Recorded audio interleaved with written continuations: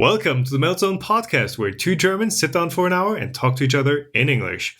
It is January the 8th or something, 2020. This is episode 28, and I'm Tom. And guten Tag, I'm Stefan. This is weird if we're not switching cameras. Yeah, and also welcome to the Meltzone podcast, the first one of this year, 2020. We talk a little bit about the end of the year chaos, why maybe this episode was a little bit delayed. Tom moved into a new studio space out of his own apartment, or not own apartment, but out of my basement. Out of your basement into like a real studio, where I really envy him about. On the news section, E3D has unfortunately still a couple of issues with their new Hermera Extruder. Some of the gears started cracking, not too many, but still another production problem that they're currently having. And we talk about how they are handling it currently and what maybe the reason for that was. Yeah, and staying on the topic of E3D, we have Teflon Lined versus all metal Hotends. Is there a better one? As always, no, there is not. We talk about which one you should in which situations and when not to use either one. For questions this time, comparing PETG versus ABS, where does ASA fit in? Is it better, worse? Again, what are our opinions about the material? Question from Laser: Should he buy an Anycubic machine or try to build a Core XY? We talk about what the experience is like buying versus building, and for the last one, harmful fumes in 3D printing, filtering them, venting them, and pre-venting them. Oh, that was a good one. Okay. Don't think we've ever been this physically close while recording a podcast. This is kind of weird. Well, on the drive home from Murph, we were at least sitting next to each other. But we're more like this. Yeah. We are quite close together today, and we are actually currently sitting in the real CNC Kitchen. Yeah. We're below your studio, if I've got the topology correct here.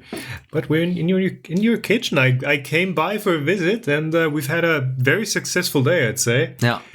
Man, it went by so fast. So now we're kind of rushing to get this podcast out. First podcast of 2020. That still feels weird to say. Yeah, we had quite a big delay in between the last one and this one. Yeah, it's the year-end chaos that we've noted down. I don't know. I think it's the same for almost every creator, where the end of the year is just everything rushing to completion. Then there's Christmas holidays, there's New Year's, you hang out with family, you don't have time anyways. But yeah. Yeah, work's always busy. So my real work was horrible before Christmas. Not real work? YouTube it's like secondary work for me. Okay, for you, even though I might enjoy it more, but at least in monetary terms, it is my second work. You still got a real job, yeah. I still got a real job, yeah, and also there, always, it's so busy, and yeah, I gotta say that I think we actually recorded one just right before Christmas, but then I was exhausted over Christmas. I was kind of, I don't know, feeling not too well for 2 weeks, had always a runny nose and stuff like that, when all the stress collapses on you after such a stressful time. But yeah, now we're back. We have been flying airplanes today. Yeah. I drove your electric car, so it was the first electric car experience for myself. Are you, ignoring all the issues I'm having with it, Did I sway your opinion on actually getting one? You said you're looking into getting something maybe at some point. Yeah, well, was it fun to drive at least? It was really fun to drive it. It is kind of unusual because you don't hear a motor noise when you start the car. But otherwise you have horribly fast acceleration, but still smooth riding. Even with a rim that I actually went into the barrier with, so that has a bit of a, it needs to get, what's words? Wuchten balanced. Yeah, exactly. It still needs to get balanced. So you didn't fix that yet? No, I just don't feel like it. I mean, but my dad's wife ran into the front of the car, so the bumper's cracked, and I've now got a lawyer involved in sorting out the overpromised sales guy, or overpromising. But we would not recommend. We talked about that, I think, already like 1 or 2 times in the last podcast. But for the 200 kilometers that you drove, you had to charge twice until you got to me. It was 190 something, 93 kilometers. I didn't go the full distance. I actually stayed one night, like a third of the way, and still, Anyways, you you made it. It was really, really cool day. Yeah. It's already getting late, so probably this podcast's not going to be we'll try. as long. Let's see if we manage. Okay. Yeah, so end of the year was busy. You actually moved into a new studio at the beginning of this year. Of the news. So apparently the new century only starts in 2021. Because it's still don't start that discussion. Whatever. Yeah. So, new studio. Of course, you guys have already seen that. Built some absorbers for that, some acoustic panels. We're also using some here. It's a lot of space. It's like.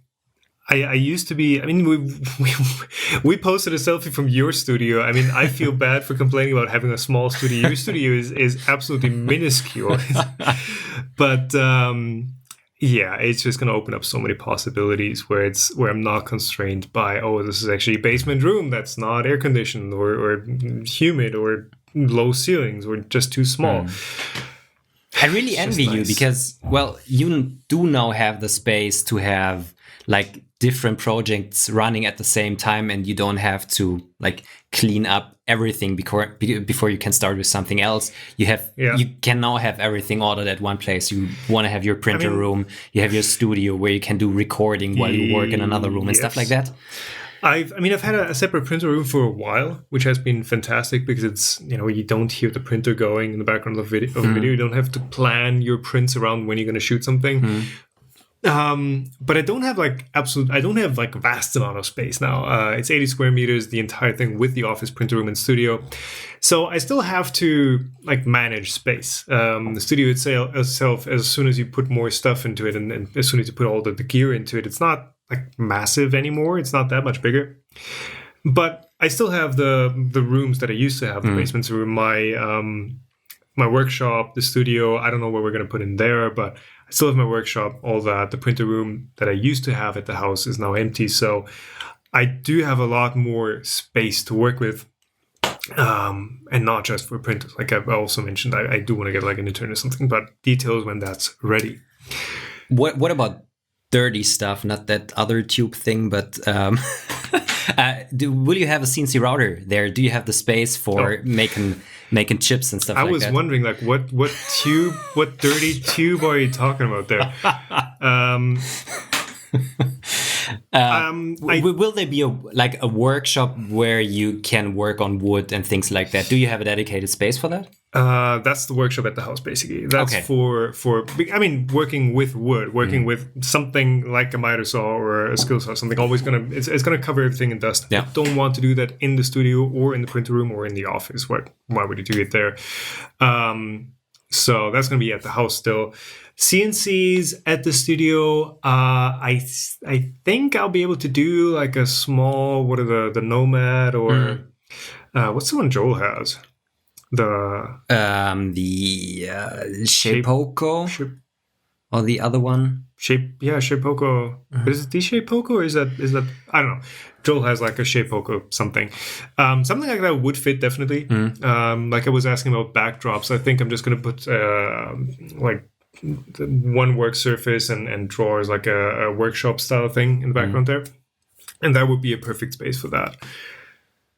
Yeah, I really envy you. It looks really nice. I'm quite looking forward to maybe, pay a visit you at some point. You're always welcome. You're not. Du bist immer willkommen. That doesn't work. You're always invited. I think whatever. Yeah. God damn it! It's been a long day. Anyways, what have you been up to? You've been doing taxes. I've been doing taxes again, like every 3 months.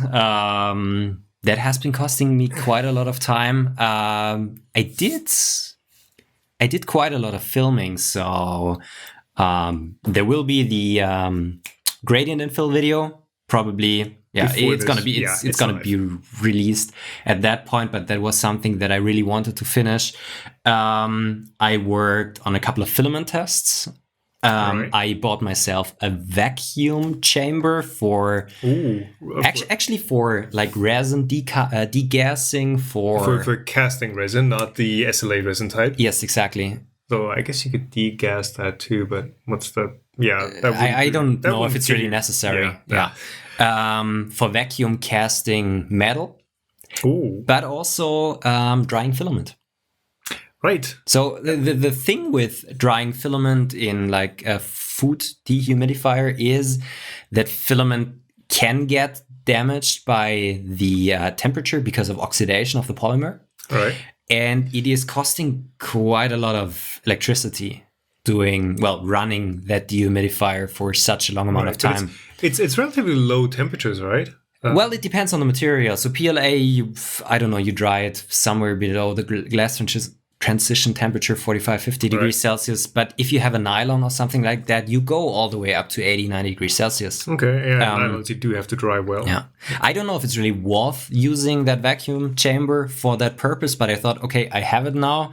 What could I do with it? So, I'm just currently running a test. I have 4 spools of filament in there and recording the weight of the filament spools every 24 hours and just find out how long it takes to dry those materials and see if it's really worth the effort and all the things involved with it. You're not heating the filament. You're just putting it under vacuum, and because water basically turns into steam at low pressures at very low temperatures already. It sucking that out of the it evaporates quicker. And I I have the values, and I kind of lose like 1 or 2 grams of weight every day in the vacuum chamber. Oh, that's for all 4 spools. For all 4 spools, that's like 2 kilos of material in there. That's quite a lot. It's quite a lot.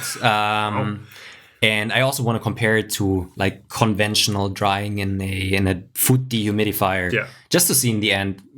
I guess not everyone has a vacuum chamber, but it might be a nice tool for a couple of things.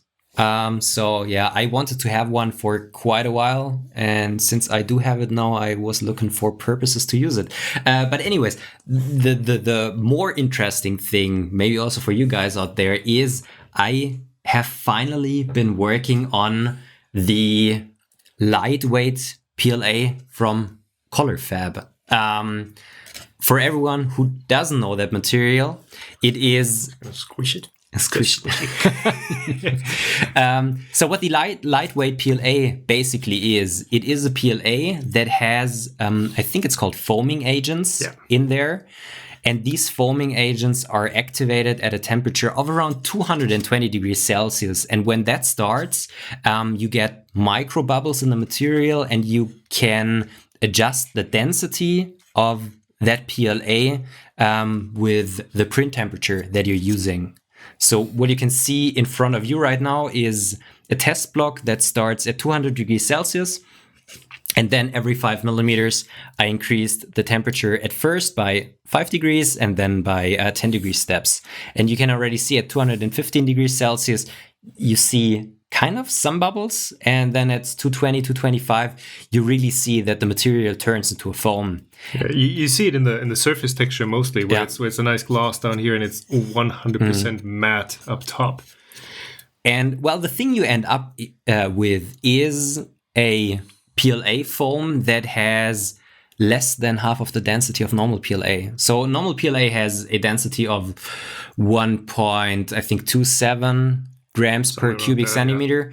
And if you print it at 260 degrees Celsius, this material has a density of 0.5, something like that. So in the range of 40% of the standard material. It will also, it will degenerate, or not degenerate, but the strength values like stiffness and probably also the strength will get down because you have less material, but still it doesn't feel like foam in the end. It's still flexible. It's still, you notice that it's more compliant, but it doesn't feel crumbly or something like that. What I expected at first. Yeah.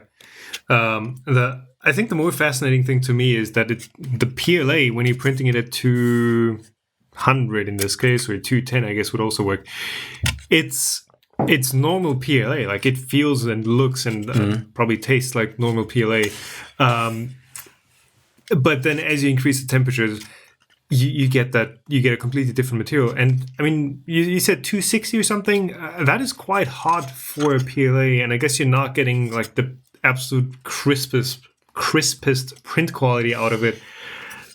Simply because it's a foam that's like doing something in the hot end that's like adding pressure, not from the extruder, but from the foam itself bubbling up. So the thing is, as soon as the material starts bubbling, you will not get any crisp prints anymore. In terms of when you have retractions, there is still quite a lot of material oozing out of the nozzle. But to be honest, it's really easy to clean up. So there are small sits of material on the surface, and you can just use your fingernail and peel them off. But if you design your parts properly, I think it's a really nice material for a couple of applications. And by the way, we should probably be careful with bumping the table. Okay. Because I'm like, I don't think. Sorry if we were blowing your eardrums so far. So what I already did is I printed out the wing of my Messerschmitt 109 in lightweight PLA. That's your fully 3D printed one that you already printed in clear PLA. Exactly. Yeah. So these parts were printed at 240 degrees Celsius with a material flow of, I think, 0.45, so 45%. So same wall thickness, but a bit less than half the density of exactly. PLA. And it turned out really, really nice. So it has this like matte surface. You don't have any leftovers on the surface because they were really easy to remove. The internal structure, you see the material that oozed out of the nozzle. But otherwise, the outside looks really nice. Yeah, and it's a complete. So for audio listeners, this almost looks like a 600 grit sandpaper. This is completely matte, and on the inside, you do see that the stringies and the fuzzies, but it's a wing that. And then to me, it feels like we've talked about this. It feels like cloth. Yeah, it feels like a spar or a wooden cross spar. I don't know how you call that. Ribs, I guess. Cross-ribbed wing that has like cloth pieces in between. And yeah, it is fairly flexible. So you probably wouldn't want to fly with this, but... you would still have the possibility to put carbon fiber spars in there. I think... So the problem before with printing airplanes out of, or especially wings and stuff like that, out of PLA was that PLA is quite a heavy material and the wings and all the parts of the airplane were quite heavy. This gets around of that problem because the wings are now really lightweight, and by adding a carbon spar in there, you could even get rid of lots of the internal structure that is already in there. Yeah. Which would lead to really efficient 3D printed airplane designs. And that's really nice. Yeah. You basically... I mean, you do need some internal structure just to hold up the surface into something like an airfoil. But yeah, you could get rid of anything that is just structurally supporting. I mean, even this channel, I think, because it's generating a wall... Right, this acts somewhat like a spar, maybe? Yeah, definitely. So you could get rid of that and just have a channel on the bottom. Yeah, lots of room for improvement. Is this something that you got inspired because I started to bring it up, or no, I ideas? I got a roll of that, or I asked somebody to send me a roll of that filament quite a while ago, but I didn't get to that. So the thing was, the guys from, I think they're called Eclipson airplanes. They also, design 3D printable airplanes. they got in touch with me quite a while ago, at least half a year or even longer before. And they told me, hey, you should really check out that lightweight PLA from Colorfab. Yeah. They designed an airplane that they printed with a lightweight PLA and also added spars in there, carbon fiber spars. It's designed for the lightweight PLA specifically. It is. I guess you can also print it with normal PLA, but I think the added material, if you use standard materials, wouldn't benefit you because the rigidity in that airplane comes from the carbon fiber spars, and the rest of the material you have there is just added weight. So they used the lightweight PLA to create an airplane that is lighter as it used to be before, but it's still rigid. So kind of nice. Nice. Very nice. Very nice. And I think it's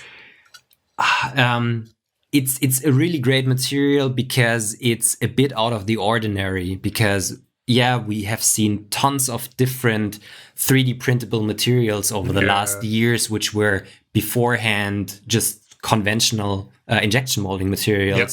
But this is taking 3D printing a little bit more to its next level because you can use the property of the extrusion temperature to adjust the properties of the material. Exactly. I mean, the material itself, just being a super lightweight PLA version, already I think is a great option. But as you demonstrated, you can go from just being a regular PLA to having a fully foamed material.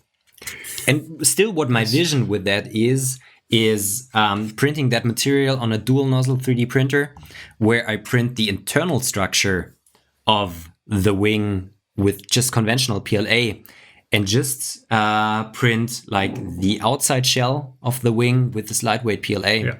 So you're printing spars out of PLA essentially, and then you're covering them with a film of lightweight. Yeah. Very, very nice. Yeah. Moving on. Let's actually go straight to E3D and their Hermera. E3D and their E3D and their extruders. They've not been having a great streak of releasing extruders out into the wild. So first, Titan Aero specifically, I think, not the regular Titan, had an issue with the bearing, where the bearing would fail way prematurely. And now Hermera is having issues with the pressed-on gears. So Hermera, you've seen. Do you have one? Have you done a video on it? No, I didn't do one yet. So you've seen my video on the Hermera, where I show you the internal details, and both shafts, both the driven and the main and the slave shaft, basically are multi-part assemblies. So you've got a spur gear, you've got the drive gear, you've got another spur gear that engages with the motor. It's a lot of parts on the same shaft. And apparently what has been happening is that the gear that connect both shafts together cracks. So just a straight up crack through one of the gears. So essentially, if that happens, the cracked gear does not engage on that driven shaft anymore, or does not engage that second shaft anymore. And you basically get a single drive extruder, whereas you thought you were getting a dual drive extruder. Now, I've had that happen to me on the pre-production it was still called the Hermes back then. Hermes that I got. I reported that to E3D. We're like, hey guys, you probably should fix this before you release it. They were like, we're experimenting with different press fits, and it's going to be fine for the release one. It was not fine for the release. So if we pull up the official statement or known issue by E3D, actually they had a percentage of how many? Less than 3%. Less than 3%. So that is in their last most problematic batch. Though less than 3% affected is still a lot of people that potentially end up with cracked gears. Of course, this sucks. This is not something that should happen. It does happen. Maybe we can learn something about how to communicate issues like this, because I think they're doing at least a decent job of communicating that there is an issue, that they're going to fix it with free replacements. Yes, you're still going to have to disassemble and reassemble your Hermera, which is 4 screws. I mean, it's not that big of a deal, but it's an issue that, again, shouldn't have happened. And if you don't know about it, I think they could have just gotten away with it. Where it's like, oh yeah. And it's kind of unfortunate because I think other than with the Titan Aero Extruder, they had lots of pre-production units out there in the wild to exactly make sure that problems like that don't happen for their release units, because a recall or having things like that happen to their production parts is quite a big financial problem. Well, if you have to actually recall your entire extruder and get it back and disassemble it yourself, replace the part and put it into circulation again as a refurbished part or whatever, that would be horrible. But I think what they're doing is that they're shipping out replacement parts, right? Yeah. So yeah, it still costs money. It still costs very real money to basically ship out one of the most complex part of that extruder, because everything else is injection molded or die cast. So that's the core machine part that is costing a majority of as far as I know, it's costing a majority of what you're paying for the Hermera. So yes, it still stings. Well, and it's kind of bad for their reputation, because it happened with the last Titan extruder, Titan Aero. Fool me once. Yeah. Well, when I've read that tweet a couple of days ago, I checked mine. Mine was still fine, so I'm not under like the 3%, but I didn't use it extensively so far. But yeah, if you have one, you might want to check yours. Yeah. Well, things like that happen. And I talked to Sanjay about that. I don't know if that's now in internal knowledge, but things that happen is that tools wear during their use, and so if you measure like the diameter of a bore right when you started using that tool, it will be bigger than after that tool had been used for a couple of cycles, and that can screw up your tolerances if you don't have like 100% testing of all of the parts that get manufactured. You can still, I guess, if you have a part that cracks, like a gear that cracks, it might be fine when it's assembled, but after a few hours of actual use where it sees external forces, it might then just crack, because when it's just at the verge of cracking, and then you add thermal cycles and all that. It's, I mean, a press fit like that, or I don't know if it's a thermal shrink process or whatever, is something where you do need very tight tolerances. But I guess they have to do that because, it's a very complex part. There are probably some hardened parts in there with the gears and all. You can't really machine it in one go. So, but I have been to E3D end of last year, and I had the impression that they really upped their QC procedures, especially for the Hermes extruders. Yeah. So I'm quite confident that they will fix the issue. I would sure hope so. Of course, as E3D is very visible and they're shipping a lot of units, 3%, let's say the entire Hermera lineup is affected and it's 3% throughout the board and not just that one batch. Let's say 3% of users, that is still probably thousands of people that are going to have that issue. So, yeah, if you see people posting cracked gears, it's 3%. It's not non-significant. Anyways, but yeah, handling it, communicating it, I do enjoy seeing that. I don't want to say more than that because I'm gonna get labeled an E3D fanboy again. Aren't you a Prusa shill? Oh yeah, that too. Yes. Absolutely. So I do. It sucks that it's happened. I do enjoy the way, or do appreciate the way they're handling it. Happens. Maybe. Yeah. Whatever. Okay. Let's move on. I think the next topic is already like the topic of the week, isn't it? What's our topic of the week? Pick one. Pick one. So what I suggested was, because I also had issues, was discussing the difference between a Teflon lined hot end versus a full metal hot end. Yes. Okay.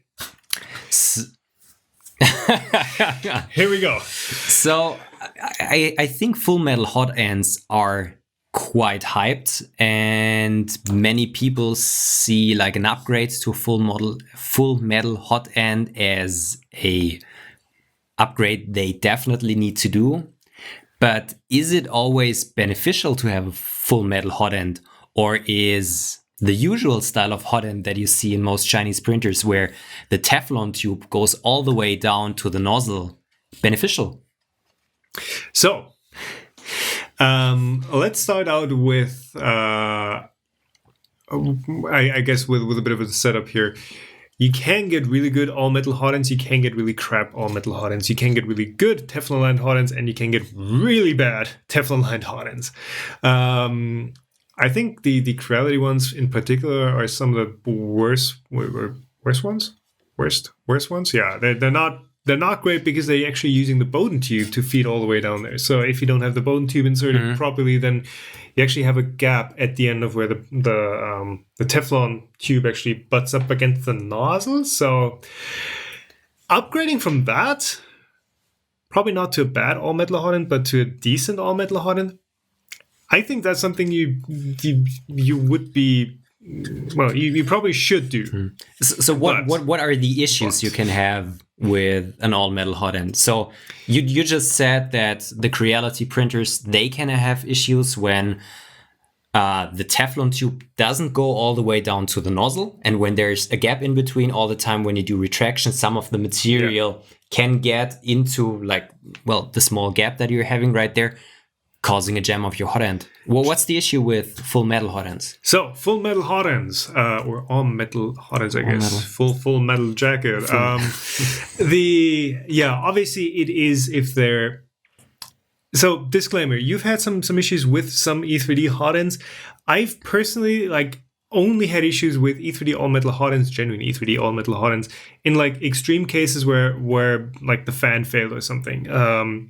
Other than that, I've not had a case where I've had issues with PLA. But what you're hearing reported, and apparently, which is a very real thing, is PLA or other low temperature materials in all metal hot ends, where the heat break. Why am I using this? Where the heat break heats up so much that the PLA actually starts sticking to it in places where it shouldn't stick to, and jams the hot end. I mean, how else can a hot end fail? I guess it can start leaking. But this is something what you call heat creep. Yes, exactly. So that kind of depends on how well your heat break is machined. If you have a really thick wall, which is of course easier to machine because it doesn't break as easily, then it does also transfer a lot of heat up towards the heat sink, so that gets PLA to stick. Or you can have surface issues where you've got a very rough internal surface because it's not been reamed. Then of course that increases friction of partially melted filament.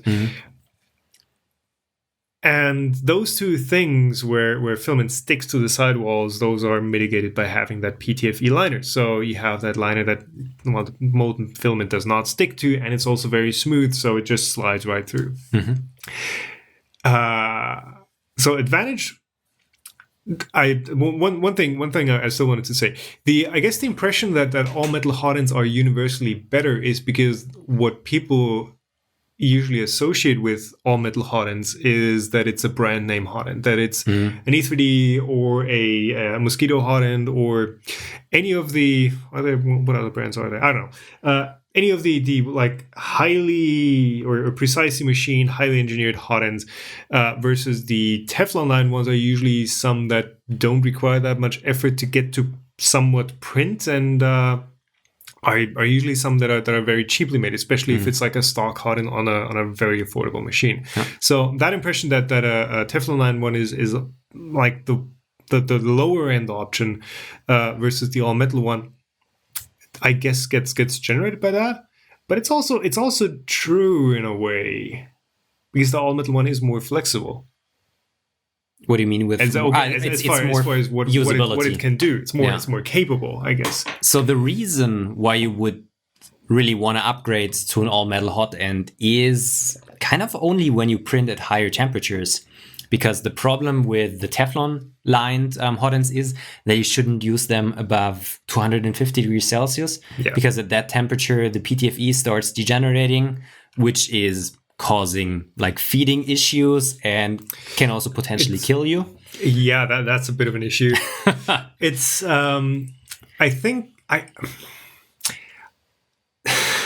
some manufacturers actually label their Teflon Lined Hotends as, oh, it goes up to 320 degrees. And I'm like, well, good luck with that. No, but I think the Teflon Lined Hotends have become better when it comes to actually jamming under like prolonged high temperature usage. Because the way that the Teflon Lined Hotends used to be manufactured was to have a piece of, I think some still are, but was to have a piece of Teflon that was actually being compressed either by some external part. I think the nozzle was involved there too. So you had that piece of Teflon that was compressed, and as long as you didn't cross the temperature where the Teflon softened too much, it would work fine. But if you crossed it once, it would just start kink and jam the entire hot. And then it was a very weird failure because those hotends would still print for like a few seconds and then jam, and it was like, do I have dirt in there? What's going on? And with like less tightly tensioned Teflon liners, like in the Creality hotends, you don't have that issue where the end just closes shut. So they've gotten more reliable, I guess. Well, yeah. In extreme cases. Yeah. You shouldn't use a Teflon lined one that hot. Yeah, but also an all metal hotend, if it is well machined and the heat sink is properly cooled after the heat break, it can still perform as well as an all metal hot as a Teflon lined hot end. So yeah, all of the Prusa printers, they have all metal hot ends in there. Prusa Mini has a Teflon lined sorry. one. Yes. I have to rethink the Prusa lineup now since the Mini is out. I think so, right? Yeah, it does. I'm wondering, I think the Mini is still able to print at 260 degrees Celsius because I think they advertise it for ASA. I'm not sure. I got to check that. But anyways, so the Prusa printers that I have both have an all-metal hot end. And I didn't have any jamming issues with PLA for the last 3 years. So if the setup is all right, it can definitely work. But if you are only printing PLA, it might be beneficial to just use a Teflon lined one because it usually causes you less issues. And it's cheaper. Even if you compare like the E3D options, they have the Light 6 and the V6. Yeah. And the Light 6 is size-wise pretty similar and performance-wise, for PLA at least, pretty similar, I'd say. And it's Teflon lined, and it's, 20%, 30% less expensive?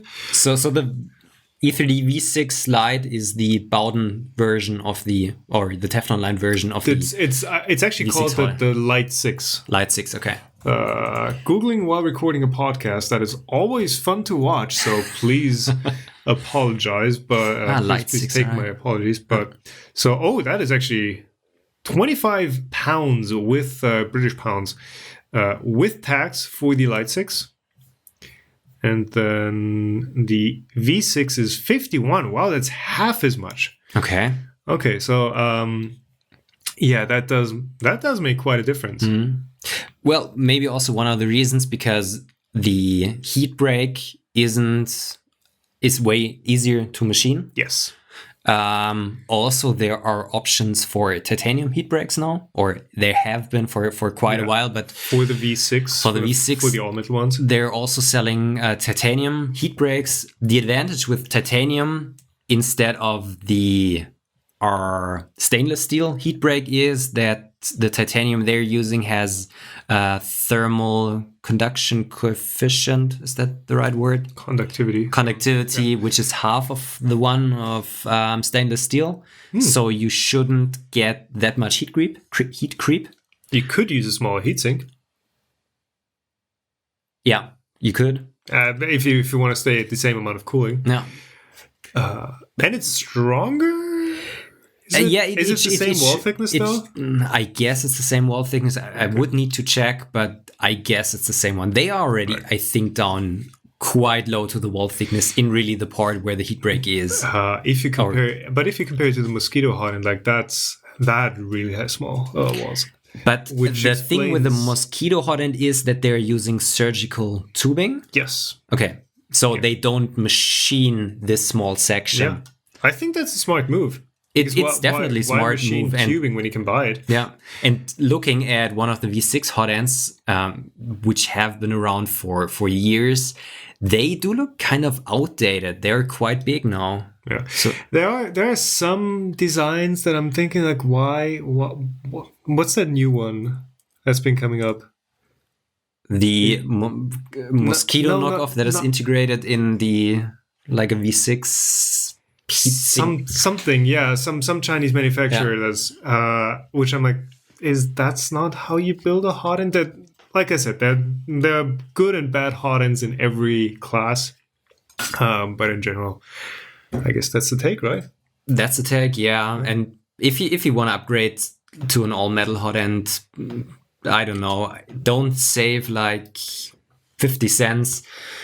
Buy just a good high quality heat break, because otherwise you'll end up with way more issues than you had before. Okay, so you're saying if you're gonna buy a knockoff, if you buy a knockoff, I don't know, buy at least a good knockoff. I think, well, Triangle Labs, for example, they have quite decent quality from China. Or I mean, if you want to do like the really cheapo version but still get like almost all the performance. Well, here's the thing. So the only parts that really matter for performance are the nozzle and the heat break. Yeah. The heatsink, you can get whatever shoddy heatsink you want. The heater block, I guess clamping might not be as good, but really, who cares? So if you want to save money and get a good Hotend, you can piece together a 99% E3D V6 performance by buying an E3D V6 clone, getting a heat break, and get a nozzle. Yeah. So maybe heater cartridge, not the thermistor cartridge. Yeah. Maybe, though that does add up. That almost costs as much as Light 6. So I don't know. Yeah. Yeah. Don't buy cheap all metal Hotends. If you're gonna buy something, buy like a brand name Teflon Lined one. Yeah. And if you want to print high temperature, high performance stuff, get a. Is there an issue with Teflon Lined ones with abrasive materials? Probably, because I think there'll still be a bit of wear, but I haven't tested it out so far. So the thing, what I can tell, we have 2 Ultimakers at work. And the Ultimakers are, well, Bowden style printers, and they have Bowden tubes from the back of the printer in like a big bow all the way to the hot end. So the filament is always rubbing on that outside edge of the tubing. And even though we were not printing any abrasive materials, we had serious issues with under extrusion after like 2 years of heavy use. Okay. And I changed everything, but I didn't think of the Bowden tubes. Well, you can check them if there's no way to look inside them. Yeah, well, I didn't see that there was any difference in like look or something like that. But the thing was, as soon as I changed the Bowden tubes, the printer started working again.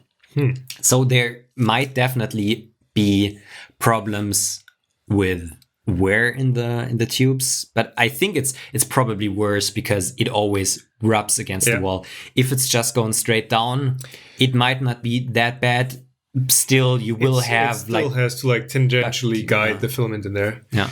So yeah, it is a consumable. The Teflon part. Anything that's Teflon is not something that's going to last forever. But yeah. And I even have seen all metal Hotends where the heat break part was worn down as much, or the thin wall thickness remaining was worn down by abrasive carbon fiber filament that it just went away. Wow! So you actually had filament coming out the side. Exactly. Wow. Yeah, I've seen that. I'm surprised that was still holding up and wasn't just being pushed down and cracked off in one go.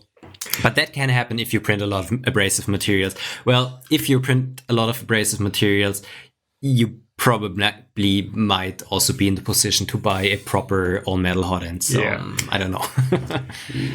for sure. Okay, Teflon Lined versus all metal. I guess that yeah. Oh. The reason, sorry. Here we go again. Yeah, here you go again. So the reason why I was bringing that up, Okay. I already said that in the beginning, but I think many are just not aware that there might be even benefits of using a Teflon Lined Hotend. And this was kind of the verdict that I want to give. Yeah. So both are fine. Teflon has some advantages for PLA if you don't have like a super tightly controlled thermal envelope or something around your hot end. And all metal just does the higher temp and high performance stuff. Yeah, I'll be a bit more reliably. Let's jump on to questions then. I guess this is going to be a short one. We're actually doing a short episode. How come? How come? I also don't really understand, but you still need to drive all the way back home. Yeah. So the first question, came in over Twitter. Still open. Yeah. Damn, it charges next to MediaMarkt. Do they close? Well, you're paying for them, so I guess they're open. Oh right, IKEA chargers do turn off once the IKEA closes. So but yeah, just make sure that you don't get robbed. Well, anyways, back to the question. So the first question, I think, came in over Twitter, and somebody, I don't have the name currently here in our script, asked, I'm just after your podcast 7, where you were comparing PETG and ABS. Do you have any chance to test ASA since then? What is your opinion about this material? You know what? I'm just thinking, because if that person is listening to episode number 7 now, if we give an answer now, it's going to be like next year until they actually get to us responding. But still, so yeah, what's the difference between ABS and ASA? We both worked with it so far. Yeah, it's a slightly different polymer. It has some different components. Well, it's a copolymer. It's got different components to it. It's still styrene based. What is it? Acrylonitrile butadiene styrene for ABS, and acrylonitrile styrene something. More acrylic, less butadiene. So the ASA is lacking that rubbery component, which is the B in ABS, the butadiene. So it doesn't have that yellow tint to it. If you print white ABS, it always has that yellowish cream white to it. And ASA is also UV resistant.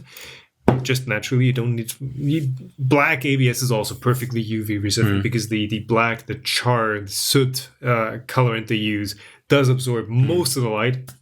So that's fine. ASA you can do in any color and just put it outside, and that's fine.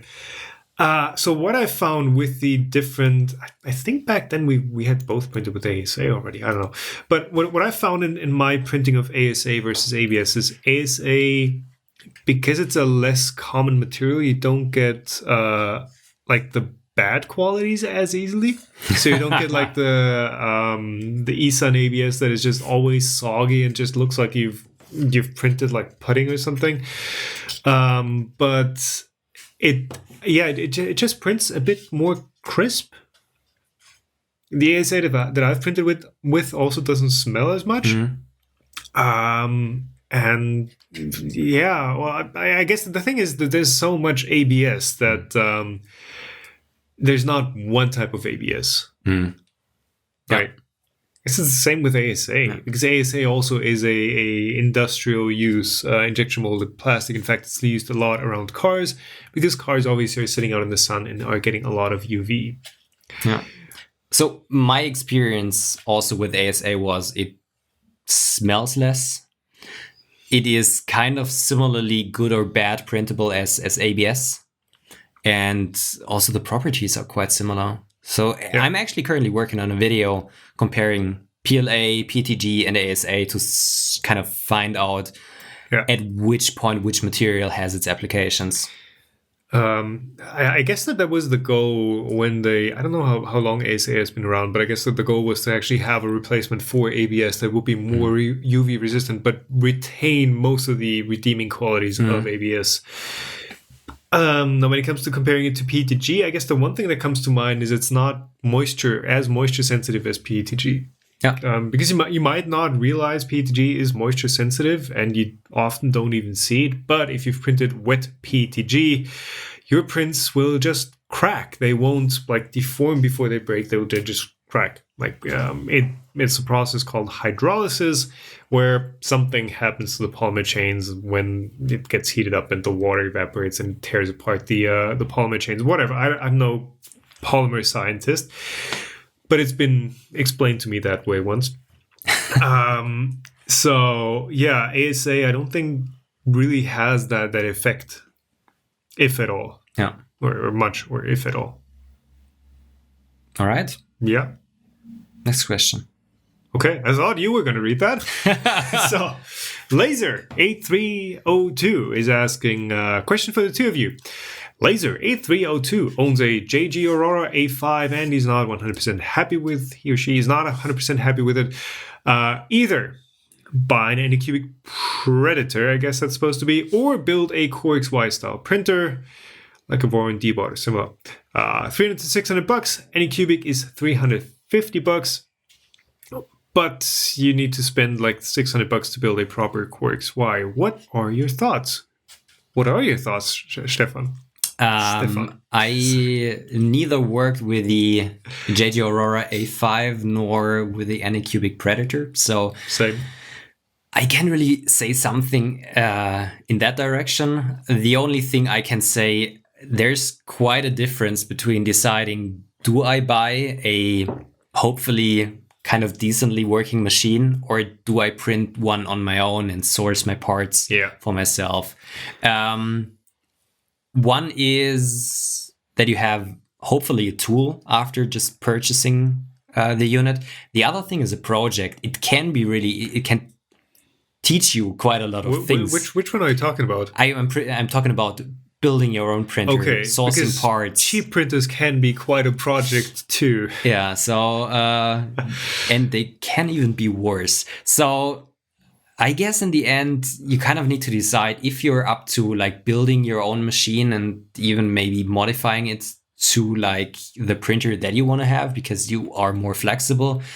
But you need to keep in mind that sourcing the parts, your time during building the parts, it will take you quite a while. But in the end, you might learn a lot of things about the printer.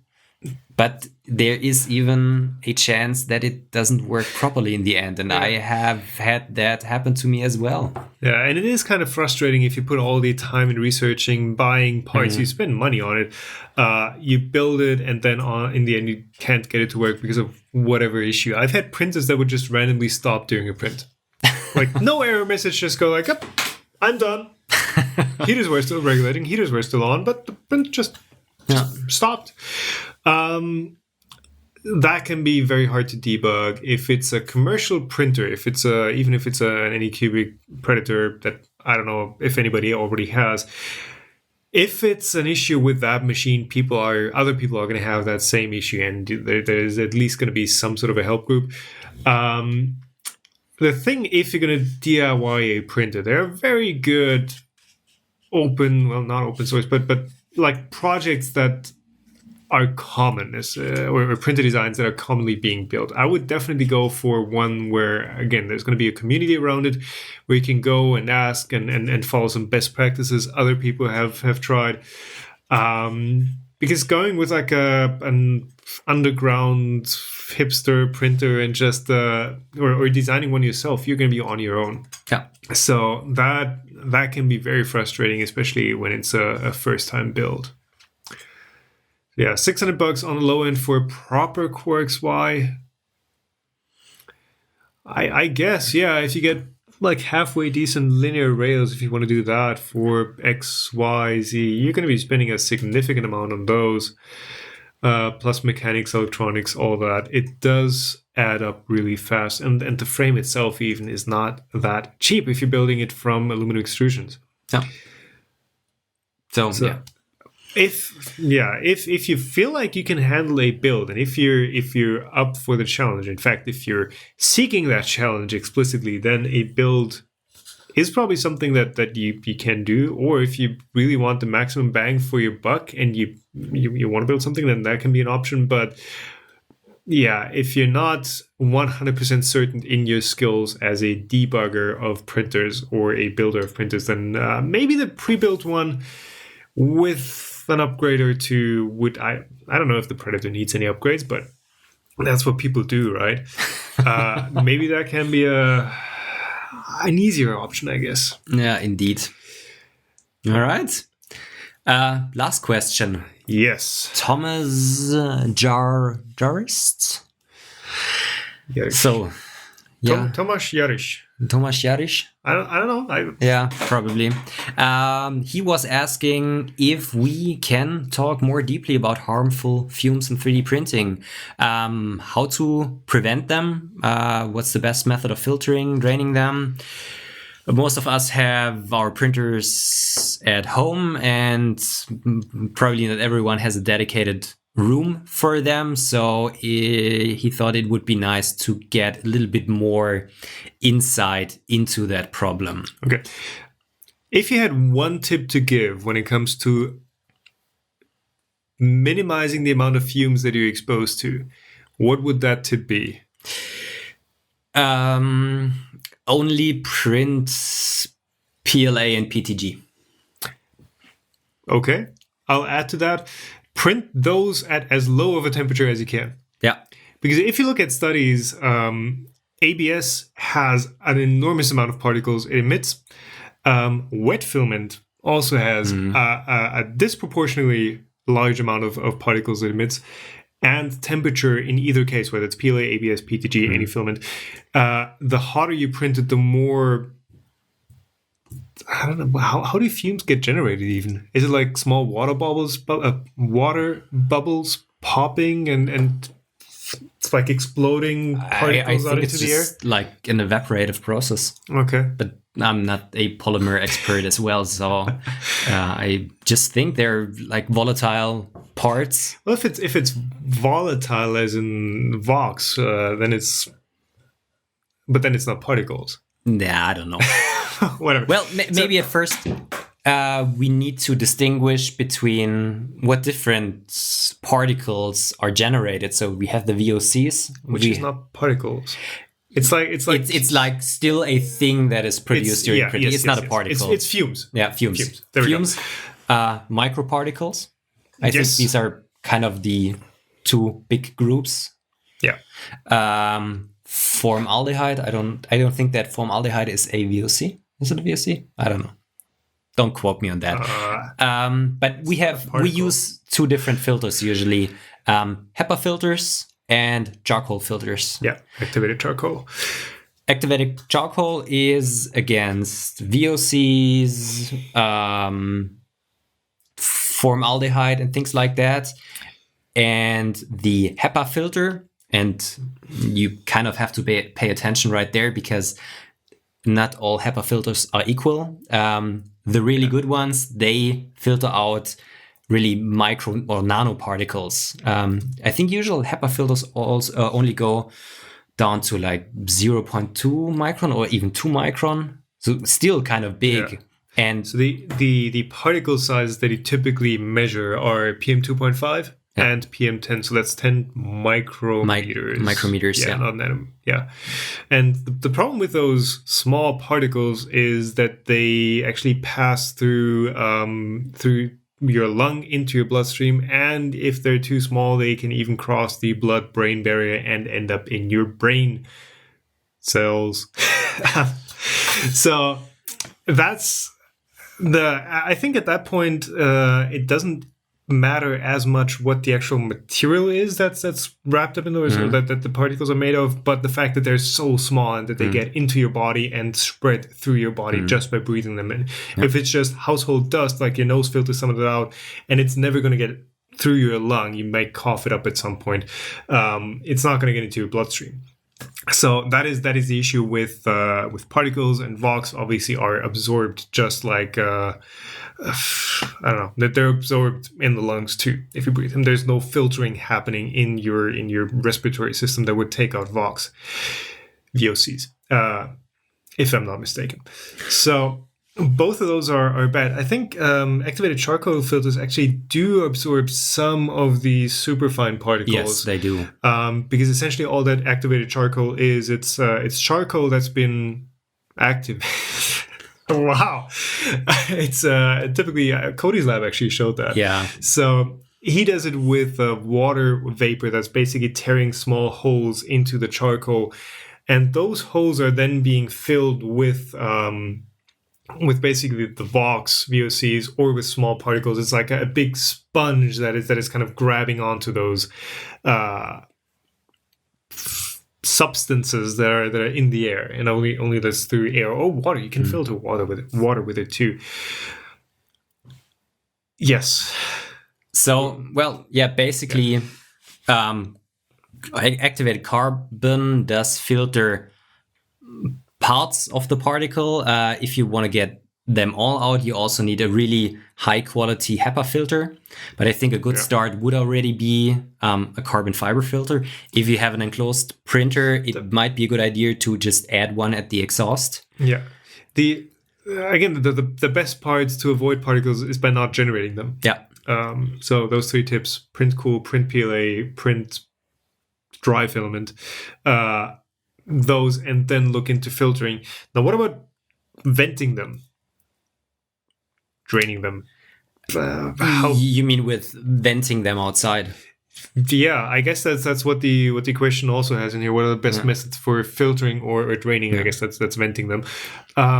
So what I usually do if I print like ABS or something like that in my office, and I usually do that overnight when I'm not in there, and when I get back into my office, I just open all the windows, hold your breath, walk to the window, open everything up, and just like vent it outside. This is what I'm doing. If you have an enclosed printer, you can directly vent that outside.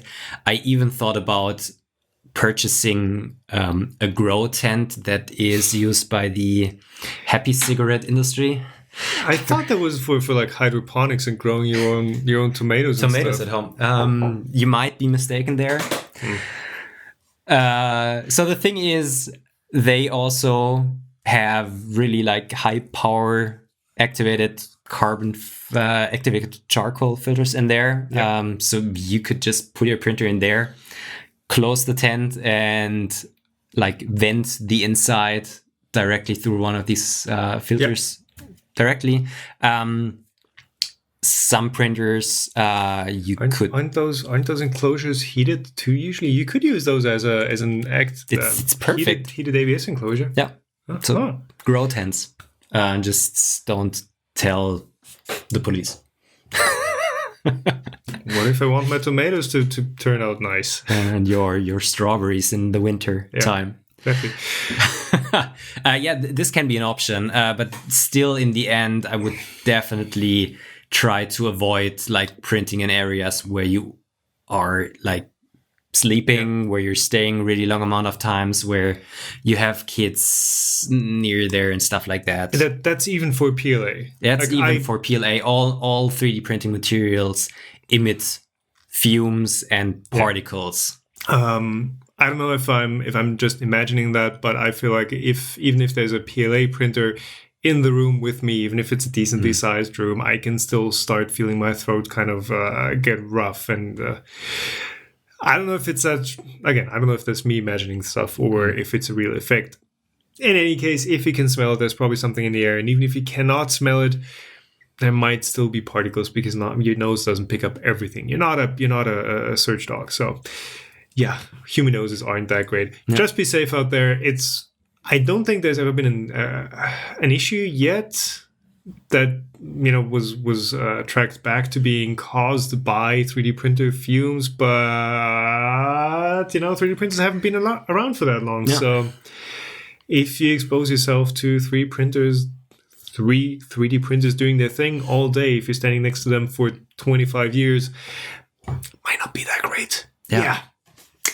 Same thing also for resin printers. I can't be near resin printers. It's just disgustingly smelling for me all of the time. So I definitely don't use them anywhere where I'm just like only slightly working. Yeah. For those ones as well, just use them in a room that is well vented directly outside, or use a filter directly connected. Or you could maybe even think about buying one of these room air cleaning systems that have Hepa and charcoal filters in them. Okay, yeah. So the Prusa SL one actually has a small HEPA filter built in. It does something. I think the Prusa resin by itself doesn't smell that much, which I don't know if that's good or bad for particles. Again, it just doesn't smell that much. But the filter does somewhat help. You can still smell the printer going, even with the activated carbon filter. So it's better than nothing. I did install a home ERV, an energy recovery ventilation unit, in my studio a year ago. That has been fantastic because I've always got fresh air in there, and it does recover humidity and heat. So humidity actually goes both ways. So if you have a conditioned space where you keep the humidity down, you're not drawing in humid air from the outside. It's actually giving that off and venting it right back out.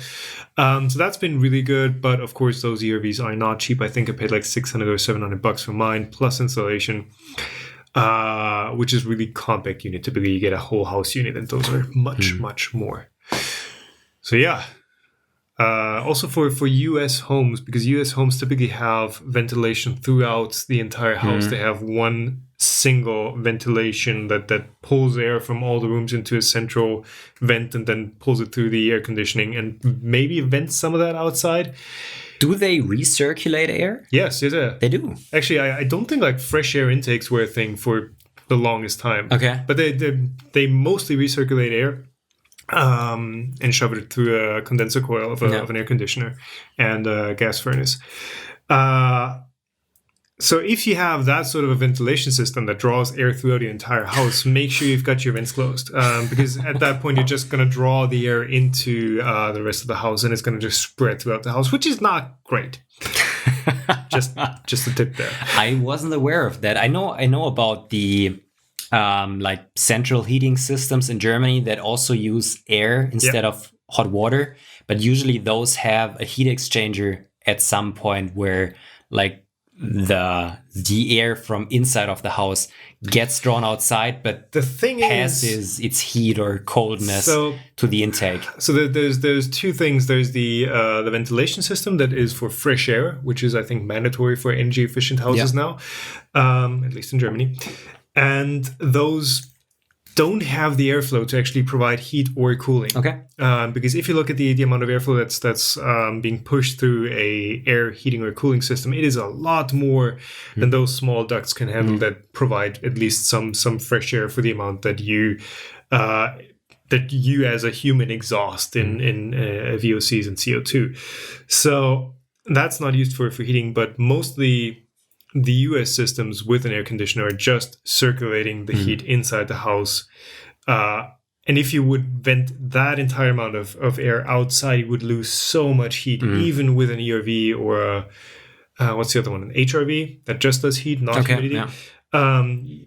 Because they're only like 80 to 90% efficient when it comes to recovering heat. You would lose a lot of heat. So yeah, there's just a small portion of that air being taken outside, if at all. So yes. Pretty good too. All right. We're in time. Perfect. Just an hour. Yeah. So let's do an outro. Thank you all for listening. Thank you all for watching on YouTube. Get subscribed to Stefan's channel, my channel, and the Meltzone channel. Support us both on Patreon, if you feel like it, or on YouTube memberships, or on Floatplane soon. We might talk about that in a future episode. I've signed up for that. Not live yet, but I guess. Yeah. Thanks and goodbye. Goodbye.